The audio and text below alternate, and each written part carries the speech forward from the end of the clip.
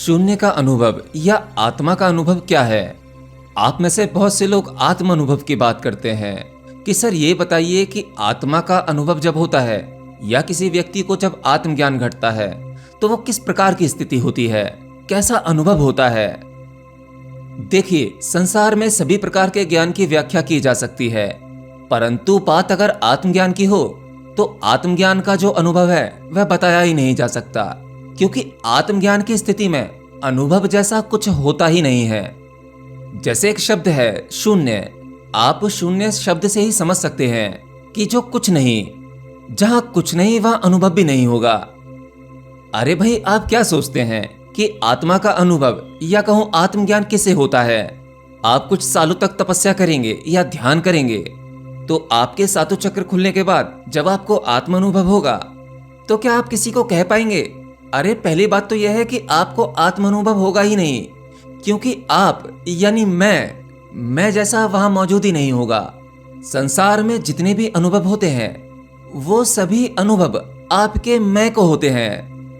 मैं अर्थात आपका मन और आध्यात्म का आप इतना बेसिक तो जानते ही होंगे कि आत्मज्ञान के द्वार पर पहुंचने के लिए आप अपने मन और बुद्धि को साथ लेकर नहीं जा सकते। आपको संसार और समाज द्वारा दी गई सभी धारणाएं वो सभी गिरानी होंगी, तथा कुछ धारणाएं आपका मन भी बना लेता है, आप वहां उसे भी लेकर नहीं जा सकते। आत्मज्ञान के द्वार तक जाने के लिए आपका पूर्ण मिटना आवश्यक है, और जब सब मिट ही जाता है तो कैसा अनुभव, किसको अनुभव, कौन है अनुभव करने वाला? आपके मन ने बहुत सी मेमोरी को जमा कर रखा है, ऐसी बहुत सारी यादें हैं जिनमें से आप कुछ यादों को जब चाहे ताजा कर सकते हैं। ये तो आपका सामान्य मन है, लेकिन बात अगर सबकॉन्शियस माइंड की करें तो वहां पर आपके जन्मों जन्मों की मेमोरी है। मतलब जब आप मनुष्य नहीं भी रहे होंगे, कोई और जीव होंगे, वहां की भी यादें आपके अवचेतन मन में मौजूद हैं। और अवचेतन मन में पहुंचने का केवल एक ही तरीका है, आपको अपने इस तार्किक माइंड यानी चेतन मन को निष्क्रिय करना होता है, इसे सुलाना होता है। जब आपका चेतन मन यानी नॉर्मल माइंड सो जाता है तब आपका प्रवेश होता है आपके अवचेतन मन में यानी सबकॉन्शियस माइंड में। वहां पहुंचने के बाद आप अपनी पिछली सभी यादों को ताजा कर सकते हैं। आप पिछले कई जन्मों में क्या थे आप जान सकते हैं। आप में से बहुत से लोग इस प्रयोग को जानते भी होंगे।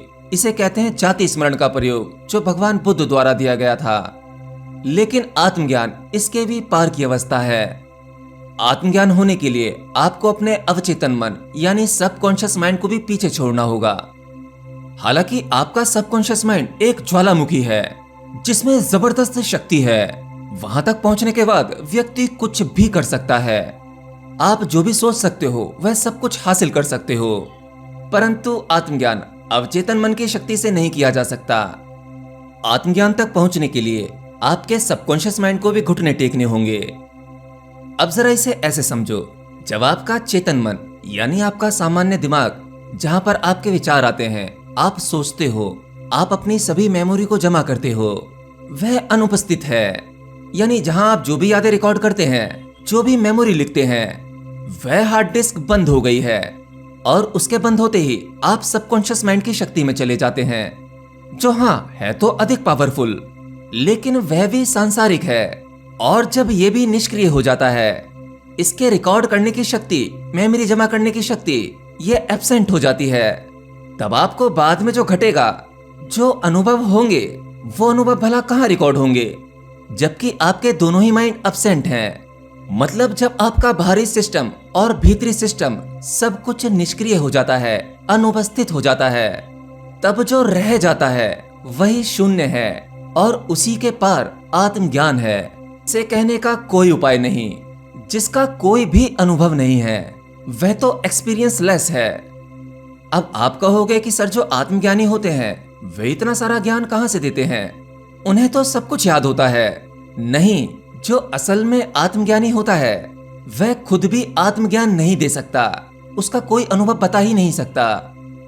वह जो भी कुछ बताता है वह आत्मज्ञान नहीं है, वह केवल ज्ञान है, नॉलेज है।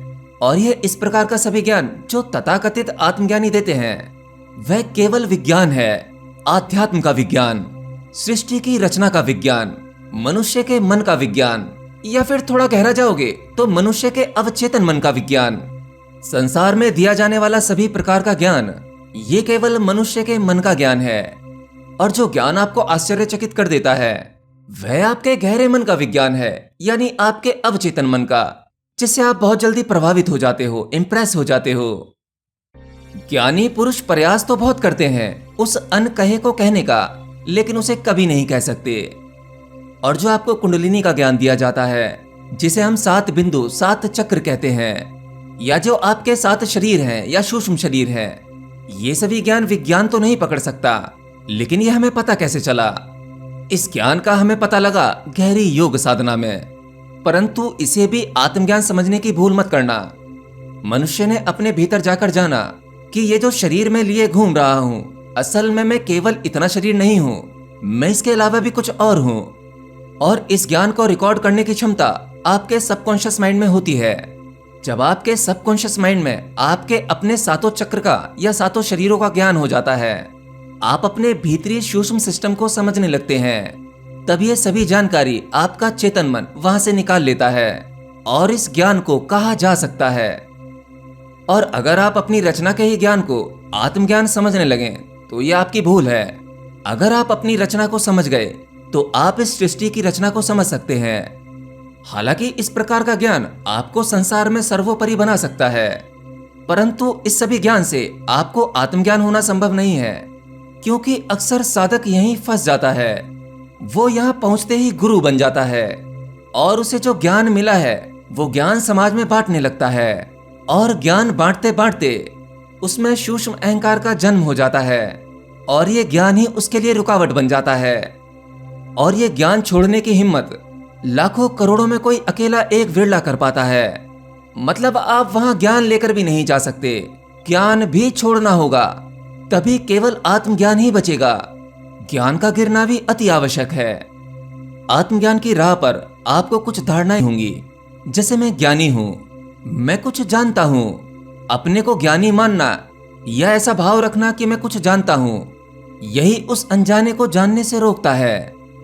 आपको पता है कि उस परम सत्य के बारे में एक बात कही गई है कि उसे कभी पूर्ण जाना नहीं जा सकता। उसे आप कितना भी जान लो वह अनजाना ही रह जाता है। ऐसा इसलिए कहा गया है कि उस अनजाने को जानने के लिए सभी जानने वालों की अनुपस्थिति आवश्यक है। जब कोई जानने वाला ही नहीं रहेगा तो भला उसे पूर्ण कैसे जाना जा सकता है? तो आत्मा के अनुभव जैसा कुछ नहीं होता, वहां कोई भी अनुभव नहीं है।